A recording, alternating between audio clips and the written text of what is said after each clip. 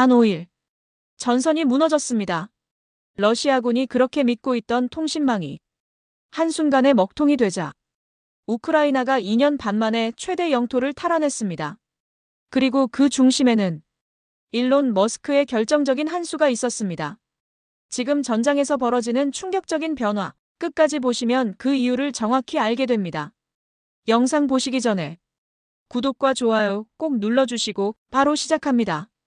제 이름은 사라 콜린스입니다. 워싱턴 포스트에서 군사 안보를 담당하는 기자죠. 10년 넘게 전쟁터 소식을 취재해왔습니다. 이라크도 갔고 아프가니스탄도 다녀왔습니다. 그런데 솔직히 말씀드리면 이번 소식을 처음 접했을 때 저도 눈을 의심했습니다. 2024년 가을 우크라이나 전선에서 믿기 어려운 일이 벌어졌습니다. 단 며칠 만에 2년 반 동안 빼앗겼던 땅이 되돌아오기 시작했습니다. 국제사회가 술렁였습니다.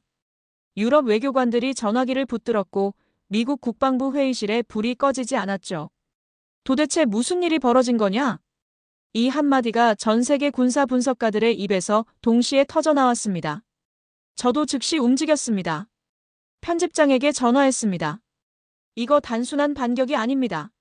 뭔가 구조적으로 달라진 겁니다. 처음에는 우크라이나군의 전술 변화라고들 했습니다. 새로운 훈련, 새로운 무기 체계. 물론 그것도 한몫했습니다. 그런데 현장을 더 깊이 파고들수록 다른 그림이 보이기 시작했습니다. 전황을 뒤집은 건 총이 아니었습니다. 포탄도 아니었습니다. 보이지 않는 무언가였습니다. 저는 키이우 특파원에게 연락을 넣었습니다. 현장에서 병사들이 뭘 가장 많이 얘기해? 돌아온 대답은 짧았습니다. 스타링크요. 그 한 단어가 모든 것의 시작이었습니다. 전선이 뒤집히기 시작했고 그 중심에는 인터넷 위성이 있었습니다. 믿기 어렵죠. 하지만 이게 현실이었습니다. 군사기자 생활 10년 동안 저는 항상 총구와 폭발음에 집중했습니다. 그게 전쟁이라고 생각했으니까요. 그런데 2024년 가을, 저는 완전히 다른 전쟁을 목격하고 있었습니다. 신호가 전쟁을 바꾸고 데이터가 승패를 가르는 전쟁.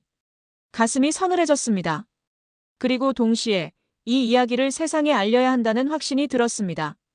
스타링크를 처음 전장에서 들었을 때 솔직히 피식 웃었습니다. 위성 인터넷이요? 전쟁터에서? 그게 뭐가 대수냐고 생각했습니다. 그 생각이 얼마나 순진한 것이었는지 나중에서야 깨달았죠. 전쟁이 시작되고 얼마 지나지 않아 우크라이나의 통신 인프라는 러시아의 집중 공격으로 처참하게 무너졌습니다. 기지국이 날아갔습니다. 광 케이블이 끊겼습니다. 군 지휘 체계가 순식간에 침묵 속으로 빠져들었습니다. 그 공백을 채운 것이 바로 스타링크였습니다. 스타링크는 일반 위성 통신과 다릅니다. 수백 킬로미터 상공에 떠있는 기존 위성과 달리 저궤도에 수천 개의 소형 위성을 촘촘히 띄웁니다. 그래서 속도가 압도적으로 빠릅니다. 지연 시간이 짧습니다. 그리고 결정적으로 전파 방해에 강합니다. 러시아군이 재밍 장비를 가동해도 스타링크는 쉽게 끊기지 않았습니다. 현장 병사들의 증언을 들었을 때 저는 정말 놀랐습니다. 예전에는 중대장한테 보고하려면 무전이 안 터져서 달려가야 했습니다. 지금은 드론 화면을 실시간으로 보면서 타격 좌표를 바로 보냅니다. 이 말 한마디에 모든 게 담겨 있었습니다. 드론이 날아오릅니다. 드론의 눈이 스타링크로 연결됩니다. 지휘관이 수십 킬로미터 뒤에서 화면을 봅니다. 타격 명령이 내려갑니다. 0.1초의 지연도 없이. 전통적인 전쟁에서 정보는 느리게 흘렀습니다. 첩보원이 움직이고 전령이 달리고 무선이 암호화되어 전달되는데 시간이 걸렸습니다. 그 시간 차이가 전쟁의 승패를 가르곤 했죠. 그런데 스타링크는 그 시간을 거의 제로로 만들었습니다. 군사 전문가들은 이것을 전장의 신경망이라고 불렀습니다. 저는 그 표현이 정확하다고 생각합니다. 신경이 끊긴 몸은 움직이지 못합니다. 손가락에 불이 닿아도 뇌가 신호를 못 받으면 피할 수가 없습니다. 스타링크는 우크라이나군의 신경을 살려냈습니다. 그리고 그게 전황을 바꾸기 시작했습니다. 취재를 하면서 제 안에서 뭔가 흔들렸습니다. 전쟁의 본질이 달라지고 있다는 느낌. 총과 탱크의 시대가 끝나고 신호와 데이터의 시대가 열리고 있다는 묘한 두려움. 그리고 그 한가운데 민간 기업이 서 있다는 사실. 이건 단순한 기술 이야기가 아니었습니다. 저는 이 부분을 취재하면서 가장 많이 분노했습니다. 그리고 동시에 이 세계가 얼마나 복잡한 곳인지 다시 한번 실감했습니다. 러시아는 국제 제재 대상이었습니다. 스타링크 단말기는 러시아에 팔 수 없었습니다. 공식적으로는요. 그런데 현장에서 러시아군이 스타링크를 쓰고 있었습니다. 처음에는 소문처럼 돌았습니다. 그러다 확인이 됐습니다. 수천 대였습니다. 어떻게 들어갔을까요? 저는 석 달을 팠습니다. 유럽과 중동의 정보 소식통을 뒤졌습니다. 결론은 충격적으로 단순했습니다. 위조 서류였습니다. 제3국 경유였습니다. 아랍에미리트, 터키, 중앙아시아 국가들을 거쳐 러시아로 흘러들어갔습니다. 구매자 이름은 민간 건설회사였습니다. 설치 장소는 두바이 사무소로 되어 있었습니다. 그런데 그 단말기는 우크라이나 전선에 있었죠. 정보 소식통이 낮은 목소리로 전해준 내용입니다. 이름은 밝힐 수 없는 분이었습니다. 하지만 그 내용의 신빙성은 이후 다른 경로로 확인됐습니다. 러시아군은 이 단말기를 드론에 장착했습니다. 공격 드론이 날아오르면서 스타링크로 실시간 위치를 송신했습니다. 타격 좌표를 수신했습니다. 우크라이나가 자신들의 무기로 자신들을 겨냥하는 데 쓰인 셈이었습니다. 그 아이러니가 너무 커서 처음에는 보고서를 다시 읽었습니다. 잘못 읽은 줄 알았습니다. 전쟁에서 적이 내 무기를 빼앗아 쓰는 건 새로운 일이 아닙니다. 역사적으로 늘 있었던 일이죠. 그런데 이건 빼앗은 게 아니었습니다. 제도의 허점을 교묘하게 파고든 것이었습니다. 국제 제재라는 울타리 밖에서 음지의 루트를 통해 필요한 것을 조달하는 것. 러시아는 그 방법에 있어서 놀라울 정도로 집요했습니다. 분노가 올라왔습니다. 하지만 기자로서 저는 감정을 눌렀습니다. 이 사실을 정확히 전달하는 것. 그게 제 일이니까요. 그리고 이 사실이 세상에 알려지는 순간 무언가 달라질 것이라는 예감이 있었습니다. 그 예감은 틀리지 않았습니다. 스페이스X 본사에 취재 요청을 넣었을 때 솔직히 기대를 많이 안 했습니다. 대기업들은 대개 확인해드리기 어렵다는 말로 취재를 막습니다. 그런데 이번에는 달랐습니다.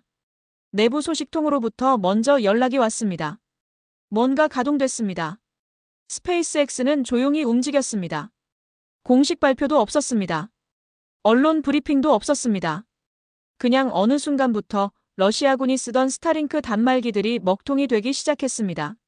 스페이스X가 시행한 방법은 두 가지였습니다. 첫 번째는 화이트리스트 재검증이었습니다. 모든 활성화된 단말기에 대해 등록 정보를 다시 확인했습니다. 위조 서류로 등록된 기기들이 걸러졌습니다. 두 번째는 속도 감지였습니다. 시속 90km 이상으로 이동하는 단말기는 자동으로 차단됐습니다. 드론에 달려서 날아다니는 단말기가 여기서 걸렸습니다. 그 기준이 왜 90km냐고요? 민간에서 그 속도로 이동하며 인터넷을 써야 할 이유가 없으니까요. 차도 기차도 그렇게 급박하게 통신할 이유가 없습니다. 군용 드론만 그 속도로 날면서 신호를 주고받습니다. 한 내부 엔지니어가 조심스럽게 전해준 말이었습니다. 기술적으로는 단순해 보입니다. 그런데 그 단순한 조치의 파급력은 어마어마했습니다. 전선 곳곳에서 러시아군 드론의 눈이 꺼졌습니다. 실시간 통신이 끊겼습니다. 타격 좌표 전송이 멈췄습니다. 저는 이것을 디지털 봉쇄라고 표현하고 싶었습니다. 하늘을 막은 게 아닙니다. 바다를 막은 게 아닙니다. 신호를 막은 겁니다. 그런데 신호가 막히면 현대전에서는 눈이 멀어버립니다. 귀가 먹어버립니다. 아무리 드론이 많아도 연결이 끊기면 그냥 금속 덩어리일 뿐이죠. 이 조치가 얼마나 빠르게 효과를 냈는지를 알았을 때 저는 한동안 말이 안 나왔습니다. 며칠 사이에 전선이 바뀌었습니다. 총알 하나 쓰지 않고 포탄 하나 날리지 않고 버튼 하나로 전쟁이 이런 모습이 되어버린 겁니다. 전선 취재를 통해 들어오는 정보들이 달라지기 시작했습니다. 러시아군 측 통신 내용이 갑자기 줄었습니다. 포착되는 신호 자체가 감소했습니다. 처음에는 러시아가 통신 보안을 강화한 것이라고 분석했습니다. 그런데 아니었습니다. 통신할 수단이 줄어든 것이었습니다. 러시아는 자체군 위성망을 갖고 있습니다. 글로나스 항법 시스템도 있습니다. 군용 통신 위성도 있죠. 하지만 전장의 현실에서 그 시스템들은 한계를 드러냈습니다. 속도가 느렸습니다. 데이터 처리 용량이 부족했습니다. 그리고 결정적으로 드론과의 실시간 연동이 어려웠습니다. 러시아군이 스타링크에 의존하게 된 건 사실 어쩔 수 없는 선택이었습니다. 자국 위성 체계가 현대전의 속도를 따라가지 못했으니까요. 그 공백을 제재를 피해 들여온 스타링크로 메운 것이었습니다. 그런데 그 대체제가 갑자기 사라진 겁니다. 현장 보고들이 들어왔습니다. 러시아 전방 부대들이 후방 지휘부와 연결이 끊어지는 상황이 반복됐습니다. 드론을 띄워도 실시간 영상이 전달되지 않았습니다. 표적 정보가 늦게 왔습니다. 아니면 아예 오지 않았습니다. 전쟁에서 지휘 체계가 흔들리면 어떻게 됩니까? 병사들이 알아서 판단해야 합니다. 그 판단이 늘 올바르지는 않습니다. 서로 다른 부대가 중복 공격을 하거나 아예 공격 타이밍을 놓칩니다. 포병이 자기 편 진지를 향해 포를 쏘는 끔찍한 상황도 벌어집니다. 러시아군 내부에서 그런 혼선이 발생하고 있다는 보고가 여러 경로로 확인됐습니다. 저는 그 보고서들을 읽으면서 이상한 감정을 느꼈습니다. 안도도 아니고 쾌재도 아니었습니다. 묘한 서늘함이었습니다. 이게 전쟁의 새로운 모습이라는 것. 총성 없이 신호 하나가 지휘망을 무너뜨릴 수 있다는 것. 그리고 그 버튼을 쥔 건 어떤 정부도 아닌 민간 기업이었다는 것. 그 사실이 계속 머릿속을 맴돌았습니다. 전장 대응 속도가 급격히 저하됐다는 건 숫자로도 확인됐습니다. 우크라이나군이 기록한 러시아 드론의 활동 빈도가 해당 기간 눈에 띄게 줄었습니다. 반면 우크라이나의 역습 타이밍은 빨라졌습니다. 연결이 살아있는 쪽과 끊어진 쪽의 차이. 그것이 전선을 바꿨습니다. 일론 머스크는 워낙 말이 많은 사람입니다. 소셜미디어에서 하루에도 수십 개씩 글을 올리죠. 그래서 처음에 그 글을 봤을 때 저는 그냥 스쳐 지나갈 뻔했습니다. 짧은 한 줄이었습니다. 조치가 효과를 본 것 같다. 그게 전부였습니다. 그런데 그 한 줄이 순식간에 전 세계 언론을 뒤집었습니다. 저는 즉시 팀원들에게 연락했습니다. 이거 그냥 넘어가면 안 됩니다. 그 느낌이 맞았습니다. 일론 머스크가 그 글을 올린 시점은 우크라이나 전선의 급반전과 시기적으로 겹쳤습니다. 우연이 아니었습니다. 머스크는 자신이 취한 기술적 조치가 전황에 영향을 미쳤다는 사실을 알고 있었습니다. 그리고 그것을 한 줄로 확인해 준 것이었습니다. 파장이 컸습니다. 여러 갈래에서 동시에 터졌습니다. 군사 전문가들은 민간 기업이 전쟁의 변수가 됐다는 전례 없는 상황이라고 분석했습니다. 정치권에서는 민간 기술 기업에 대한 규제와 책임을 어떻게 정의할 것인가라는 논쟁이 불붙었습니다. 러시아는 공식적으로 반응하지 않았습니다. 침묵 자체가 하나의 답이었습니다. 저는 이 장면이 역사적으로 매우 중요한 순간이라고 생각합니다. 과거에는 전쟁에서 민간인이 개입할 수 있는 여지가 제한적이었습니다. 무기를 만드는 방산업체가 있었고 보급을 담당하는 기업이 있었습니다. 하지만 전황의 흐름을 직접 바꿀 수 있는 결정을 내리는 민간인은 없었습니다. 일론 머스크는 그 경계를 허물어버렸습니다. 그리고 그 사실이 저를 불편하게 만들었습니다. 좋은 방향으로 쓰이면 다행입니다. 하지만 그 반대라면요. 특정 기업, 특정 개인의 이해관계가 전쟁의 향방을 결정할 수 있다면요. 머스크는 이번에 올바른 선택을 했습니다. 하지만 항상 그러리라는 보장은 없습니다. 그 불안감은 기사를 쓴 이후에도 오래 남았습니다. 추가 대응 가능성도 시사했습니다. 필요하다면 더 할 수 있다. 그 말의 무게가 너무 무거웠습니다. 이 이야기에서 가장 주목받지 못한 인물이 있습니다. 미하일로 페도로프입니다. 우크라이나 부총리 겸 디지털 혁신부 장관이죠. 전쟁이 시작되던 날 그가 소셜미디어에 올린 한마디가 있습니다. 일론 머스크에게 직접 쓴 공개 메시지였습니다. 당신이 화성을 식민지화하려는 동안 러시아는 우크라이나를 점령하려 합니다. 스타링크를 보내주십시오. 저는 처음에 이게 홍보용 제스처라고 생각했습니다. 어림없는 요청이라고 봤습니다. 그런데 머스크는 48시간 안에 응했습니다. 트럭 한 대 분량의 스타링크 단말기가 우크라이나로 향했습니다. 페도로프는 거기서 멈추지 않았습니다. 이후 2년이 넘는 시간 동안 페도로프는 머스크와 지속적으로 소통했습니다. 요청할 때는 분명하게 요청했습니다. 감사할 때는 진심으로 감사했습니다. 그리고 문제가 생겼을 때는 직접 나섰습니다. 머스크가 한때 스타링크 서비스를 축소하겠다는 입장을 내비친 적이 있었습니다. 비용 문제였습니다. 그때 페도로프가 직접 설득에 나섰습니다. 수치를 들이밀었습니다. 영향을 설명했습니다. 감정에 호소하지 않았습니다. 데이터로 말했습니다. 결국 머스크는 입장을 바꿨습니다. 서방 언론들이 이것을 외교적 승리라고 분석했을 때 저도 동의했습니다. 하지만 저는 조금 다른 시각에서 봤습니다. 이건 단순한 외교가 아니었습니다. 디지털 시대의 새로운 협상 방식이었습니다. 국가 대 국가가 아니라 사람 대 사람. 공식 채널이 아니라 소셜미디어와 직접 연락. 페도로프는 그 방식을 누구보다 잘 이해하고 있었습니다. 저는 페도로프에게 인터뷰 요청을 넣었습니다. 답이 왔습니다. 화상으로 20분이었습니다. 짧았지만 그 안에 많은 것이 담겼습니다. 머스크는 이상주의자입니다.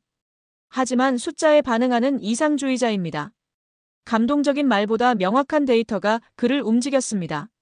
그 말을 받아 적으면서 저는 이 전쟁이 얼마나 많은 보이지 않는 싸움으로 이루어져 있는지를 다시 느꼈습니다.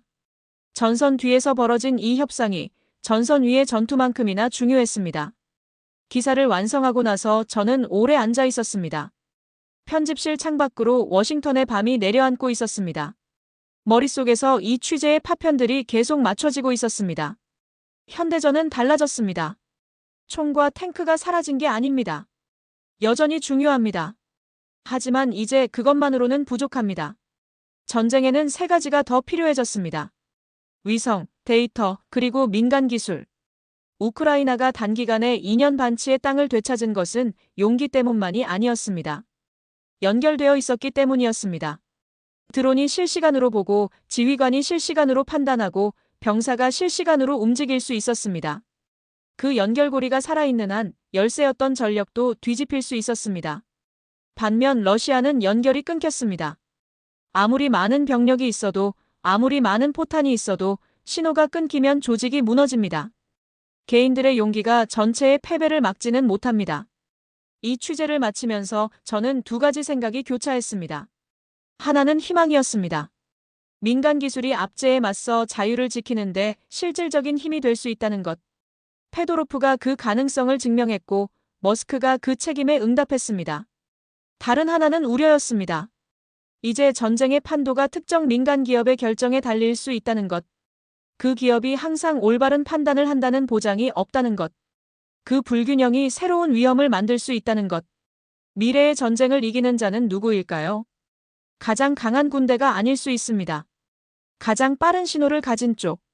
가장 정확한 데이터를 가진 쪽. 그리고 그 기술을 통제하는 민간 기업과 신뢰를 구축한 쪽. 그게 이 전쟁이 세상에 남긴 질문입니다. 저는 사라 콜린스입니다. 이 이야기는 아직 끝